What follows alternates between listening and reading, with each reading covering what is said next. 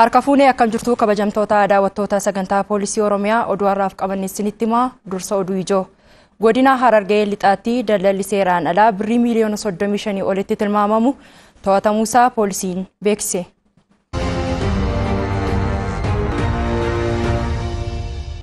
Godina Arsii lixaatti leenjiin dandeettii raawwachiisummaa cimsuu qondaaltotaa fi miseensa poolisiif kennameera.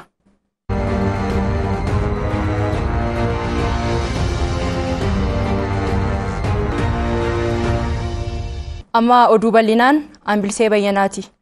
Godina Harargee lixaa aanaa mi'eessoo fi bulchiisa magaalaa Cirootti meeshaaleen daldalaa seeraan alaa gosti garaagaraa birrii miliyoona 35 olitti tilmaamamu to'atamuusaa poolisiin beeksise. Gabaasa Araarsoo Mammadiif Faayisaa Xiiqii. Godina Harargee lixaa aanaa mi'eessootti daldalli seeraan alaa meeshaalee kanneen akka tamboo, shishaa, uffataa fi meeshaalee elektirooniksii adda addaa konkolaataa garaagaraa afuriin fe'amee naannoo Sumaalee irraa gara aanichaa seenaa osoo jiru yeroo hawaasni qaamolee nageenyaaf kenneen qabamuusaa Daayirektarri itti aanaa waajjira poolisii aanaa mi'eessoo Saajin Olaanaa Ahimadiin Kadir himaniiru.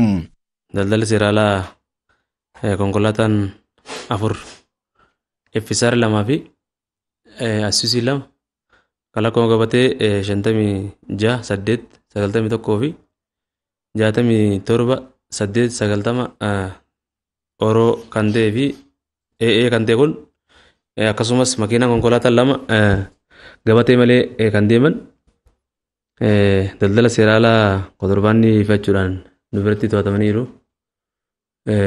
Aanaa mi'eessoo naannoo Maaddiyaa Faayoo jedhamu kana cinatti eeruu hawaasaatiin qaama nageenyaa dhiyeessuudhaaf karaa irraa maqee caakkaa keessatti isaa dhaabbatu to'achuu dandeenye jirra. Hawaasa hojii nageenyaa mirkaneessuu keessatti gahee isaanii baates galateeffataniiru. Haaluma wal fakkaatuun godinuma kana bulchiinsa magaalaa Cilootti daawwaan garaagaraa boondaa 5 meeshaalee kontirbaandii uffataa fi kophee adda addaa birrii miliyoona 1 olitti shallagamu magaalaa Harar irraa gara Finfinneetti osoo geejjibsiifamaa jiru sakatta'umsa keellaa irratti taasifameen qabamuu kan himan immoo Daayirektara itti aanaa waajjira poolisii bulchiinsa magaalaa Ciroo Saajin Olaanaa Kaasahuun Baayisaati. Kontirbaandiin qabame kun Harar irraa ka'eetti karaa Finfinnee imalaa osoo jiru odeeffannoo uummataatii fi akkasumas qindoomina caasaa nageenyaatiin osoo sochii roondii fi eegumsa kellaa sakatta'insa irra jirru meeshaan to'achuu dandeenyee jira. Vijiniin nageenya naannoo mirkaneessuu waajjira poolisii bulchiinsa magaalaa Ciroo Saajin Olaanaa Gammachuu Waaqee daawaan daldala seeraan alaa kun osoo hawaasa qaqqabee itti fayyadamanii miidhaan inni fayyaa namaa irratti qaqqabsiisu olaanaa ta'uu himanii kanaaf namni kamiyyuu wantoota miidhaa uummata irraan ga'an kana yoo arge eeruu qaamolee nageenyaaf kennuu akka qaban yaadachiisaniiru. Daawaan akkaataan itti malu akkaataa eegumsa mataa isaa danda'e qaba.